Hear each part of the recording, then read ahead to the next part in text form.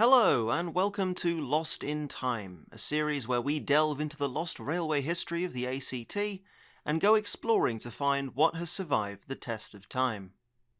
In today's video, we're tracing the route of the railway that built a city, the Brickworks Tramway. The Yarralumla Brickworks opened in 1913 to provide bricks for the fledgling capital city. Initially, these bricks were transported by traction engines over unpaved roads, a time-consuming and inefficient mode of transport. In 1923, a 3-foot 6-inch narrow-gauge railway was built from the brickworks to the construction site at the new Parliament building, which we know today as Old Parliament House, with a further line to Kingston Power Station. There was also a branch to the Canberra Hotel, and in 1924, a second branch would be built to Civic, where it would reuse rails and sleepers from the standard gauge branch which had closed 2 years prior.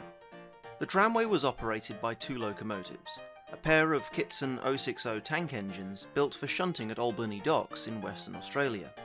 Named Princess and Duchess, they were absorbed into the Western Australia Government Railways in 1896, reclassified the WAGR S-Class, and later sold to the Commonwealth Government for work in Canberra. In 1924, to assist with the added workload of trains to Civic, a Hudswell Clark 042 saddle tank was purchased from the Wallaroo and Moonta Mining Company in South Australia. The railway was eventually dismantled in 1927, with the locomotives sold off and the wagons scrapped. The brickworks itself continued to operate until 1976, and today lies cold and derelict. There have been many suggestions on what to do with it, and it has housed various businesses since its closure. However, more recently it has been decided to redevelop the site as a commercial and housing precinct, preserving the brickworks for generations to come. The railway would have extended into the brickworks with 2 sidings between the first 2 kilns and a third along the north perimeter fence, roughly where the tallest chimney and newer kiln are today. Virtually no trace remains of the sidings within the brickworks itself. However, just outside the boundary fence, we find the largest and sadly only surviving relic of the brickworks line. Hidden beneath decades of overgrowth, the earthworks of the old railway are still discoverable. Partway down a dirt footpath that branches off from Dunrussell Drive, the path dips into a shallow cutting. While it may look like a creek bed, this is in fact the old railway. Following it, the cutting eventually gives way to an embankment before the overgrowth makes it impossible to trace further. A handful of relics survive along the line side, such as old fence posts and even this concrete culvert.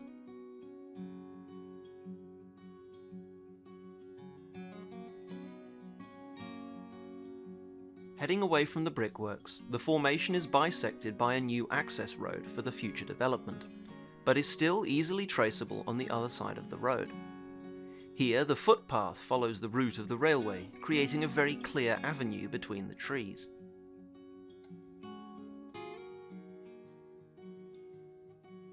Just before entering Yarralumla, the path and the railway diverge. On the roadside, in this clump of bushes, we can find yet another culvert for the old railway.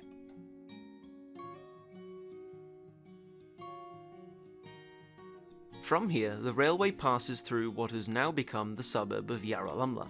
This has all sprung up years after the railway was demolished.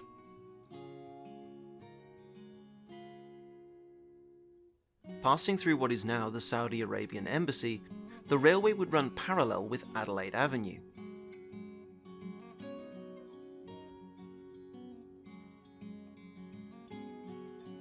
Before branching off again to follow State Circle.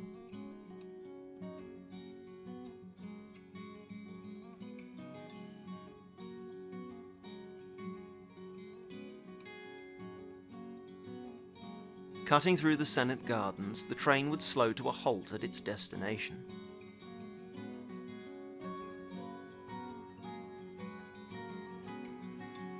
From 1921 to 1927, the construction site at Parliament House was the primary destination for the Brickworks Tramway.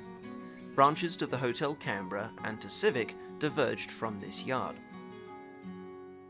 At its peak, the tramway was transporting 6 million bricks per annum. Today, virtually no trace remains. The building site, once populated with huts and sidings, is now a grassy lawn.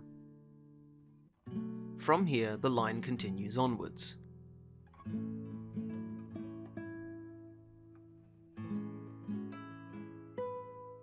Cutting through Barton before turning left onto Brisbane Avenue.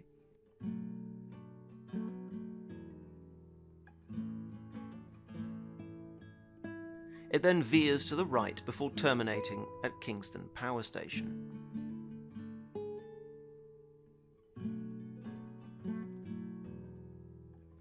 This is where the railway had its storage sidings and engine shed, seen here in this aerial photograph.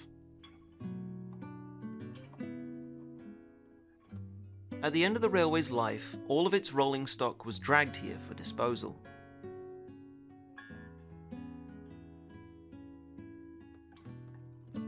Today, only the power station itself remains as a familiar landmark.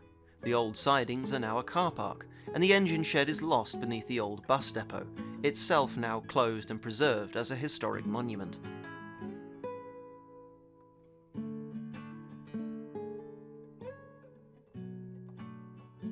Returning to Parliament House, we now follow the branch line to Civic. Veering off to the left, it would pass through what is now the High Court of Australia, before entering the Molonglo Valley.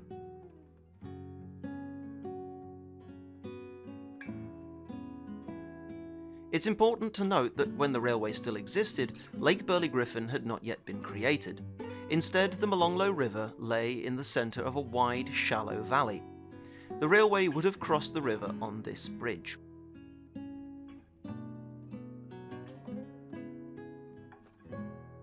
Entering Civic, the narrow gauge line would have intercepted the abandoned standard gauge branch around Garema Place.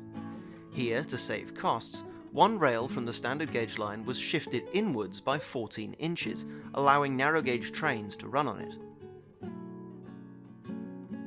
Aside from the Parliament building, the railway helped to build many other iconic structures, such as Hotel Canberra and the Sydney and Melbourne buildings. In the end, though, it had to be demolished before the opening of Parliament House, and by that time road transport had become more efficient and the railway was redundant.